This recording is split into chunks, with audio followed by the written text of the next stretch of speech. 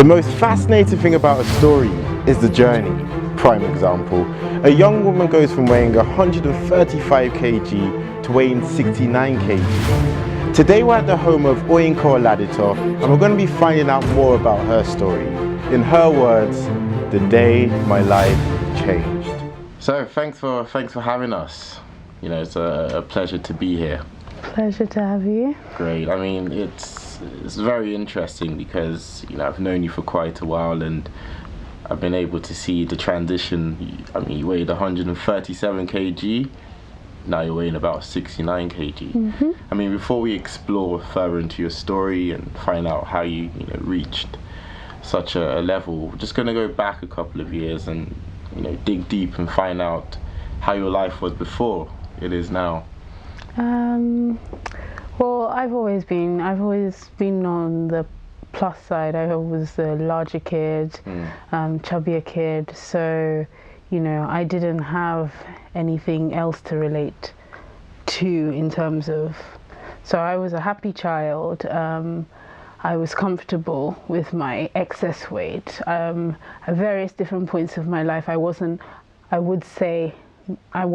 might not have been the happiest, or I wasn't happy, or I wasn't confident, or I was a bit, you know, on the shyer side of things. I've always been fashionable, you know, even whilst I was big. I was always acutely aware that I was different because I was bigger. I never felt confident. I never really felt that. I felt that there were certain things that I couldn't do that I would see my mates do. But, you know, I think I just took it as, okay, I'm limited in these capacities, which is a very, very wrong way to take things. It would affect my self-confidence. It would, you know, that word depression, I wouldn't say it ever made me, well, in my younger years, I wouldn't say that it ever made me depressed. I mean, in hindsight, you know, looking back at the way you lived your life in terms of, you know, your lifestyle per se, let's talk about the mentality that you had then. I mean, what is the difference you've seen, you know, looking back? Though I'm living life a lot more full now, and I am like worlds happier. I'm a completely different person, I would say now. I still would not take away from the experience that I've been through. My previous experiences have helped to mold me to who I am now. Now I'm a strong advocate for everyone living well and being healthy. I don't say being fit or losing weight, because it's not a losing weight issue, you know. And this is what people really need to understand. Anyone can lose weight, anyone can put on weight. It doesn't, losing weight or putting on weight does not change your mindset. You know, that confidence, that strong mind, peace of mind, that's something that you build. And that you have to grow within yourself. You have to learn to love yourself. I didn't love myself enough when I was bigger. At the time when you were obese, did you ever look at yourself as being obese, and were you in denial that, you know, I'm obese, I need to look weight? Or is it just now that you've overcome it, you can comfortably say, you know? Like, it wasn't ever just one thing. Like, it's so crazy because as I said, I was always fashionable. I've always been like, you know, selfie, love taking pictures, social, all of that.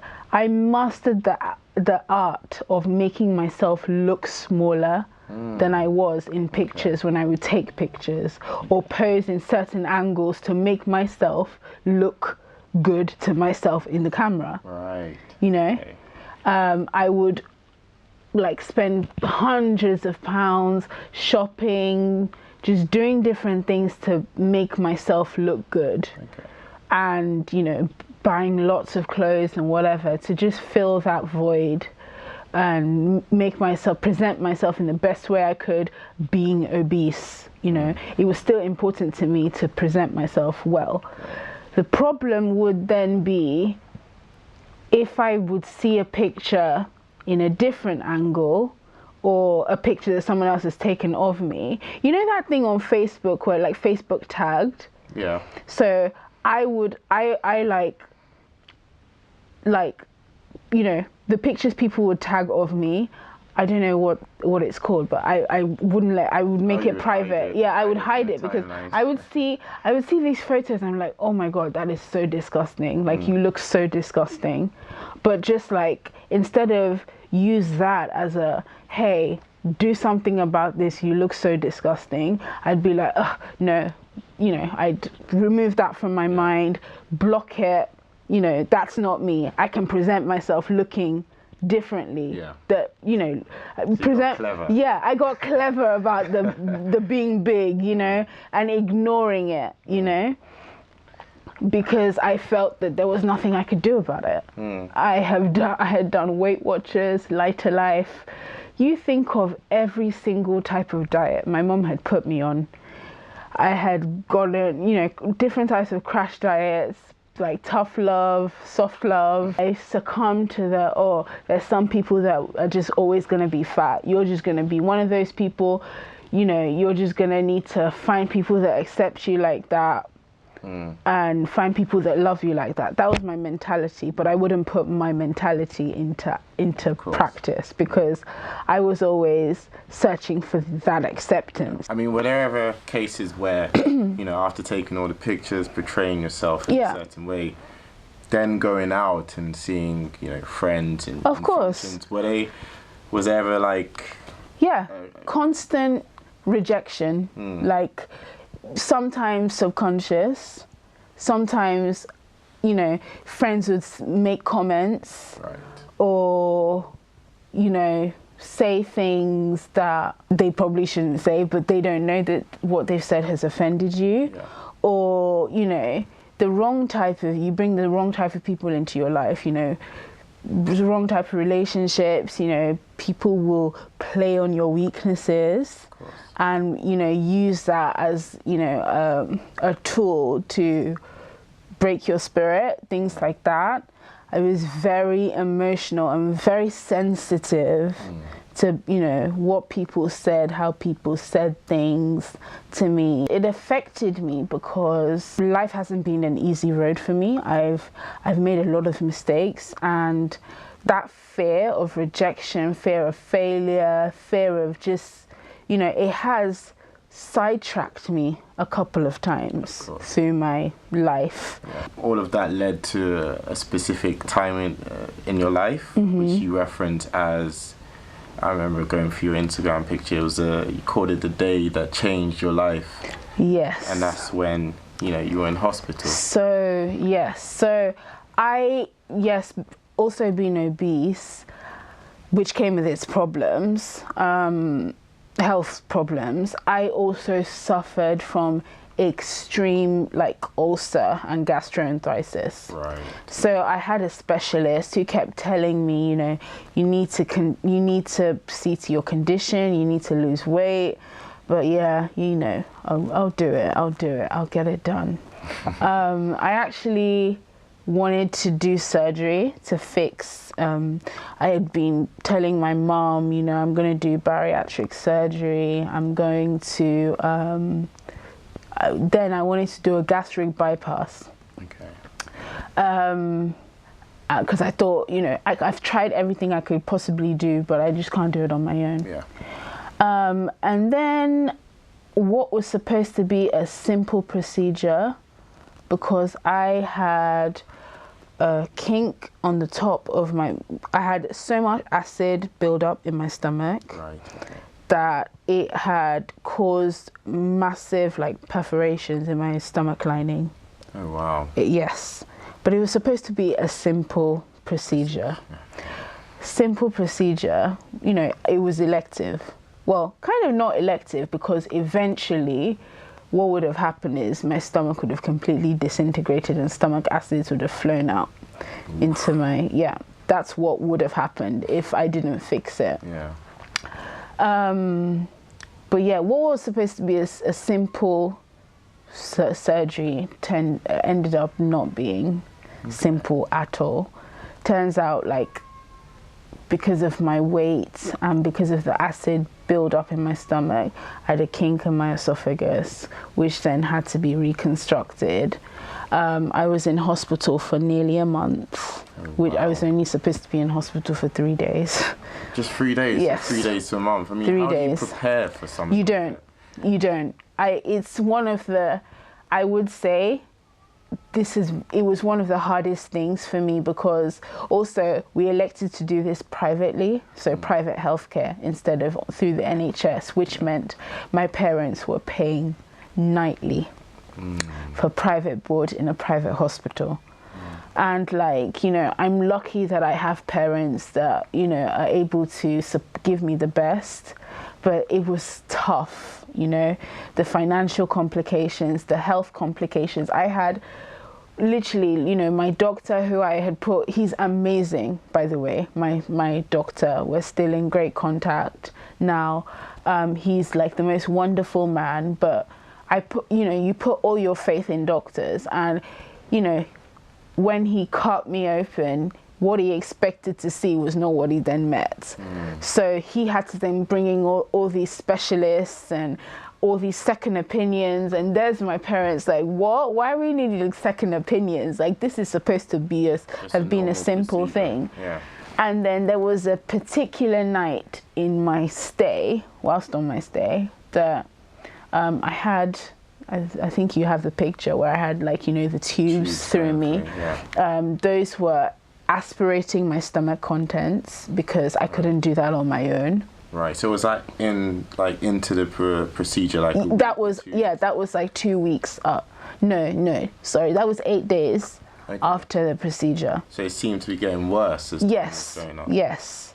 Because I couldn't actually, like, keep anything down. I couldn't, it just wasn't, my stomach just was not working. They actually had to go back in with a balloon, like put a tube through me and stretch out my esophagus again because it was too tight after the reconstruction.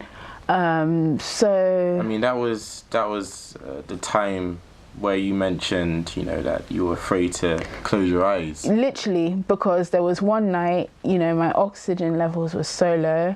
I was having, like, I kept passing out, kind of. I didn't know I was passing out.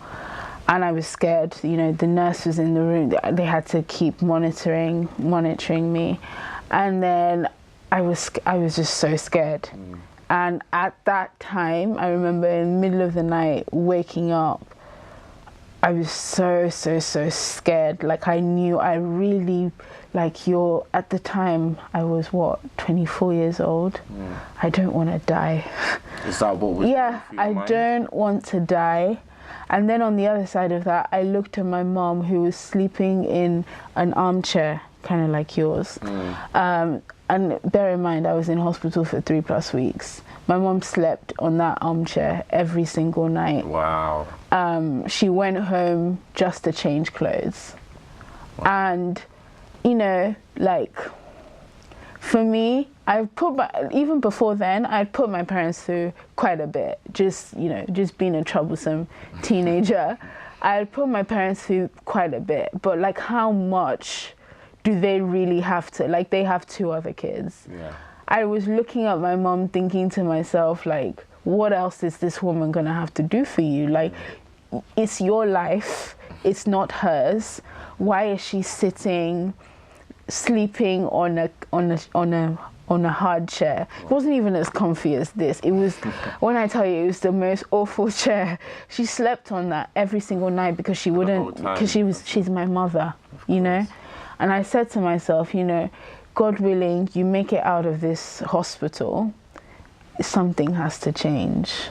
And then going out of hospital, it was a 3-month recovery process. I couldn't go back to work, so I was home, and I was seeing a nutritionist and I was seeing a therapist at the same time. So also learning about my coping mechanisms, what works well for me, what doesn't, understanding that breaking a habit is about being sustainable. Right. Where I was at my worst, eating the most, living the worst, like in terms of habits, I was always at my worst emotionally. Right. I do not allow myself, my friends know me now, I'm just not going to like engage. I'm not going to allow myself get into that trap, would you say? trap. Would you call it? Yeah, negative trap of just getting sucked in to what, like, you know, the rubbish things that life throws at you. So going into the physical side of it, I've seen videos of you, Yeah. you know, gymming in the past, doing things I probably couldn't do, you know, running classes. Yes. Tell us more about that. What's your typical routine in the gym? Okay, so I usually exercise 5 to 6 days in a week. Okay. Now it's not to lose weight, it's to tone and just habit. I now really enjoy exercising, and I do various different activities. I don't stick it to one thing, like just going to the gym. Sometimes I will go on like really long walks. Sometimes I would go to spin class. Sometimes it'd be a HIIT class. And just doing different things is really, really good. So you don't get bored by routine. It's good to mix it up. And does it kind of like shock the body as well? Yes. Keeps it guessing? Exactly. It shocks the body. I don't really look at scale victories anymore. I see the way my body changes from pictures, from measuring inches and things like that. It's so crazy the way the body works. Like on the scales, when I did my 100 days of fitness, I'd already lost a lot. I was about 72 kg.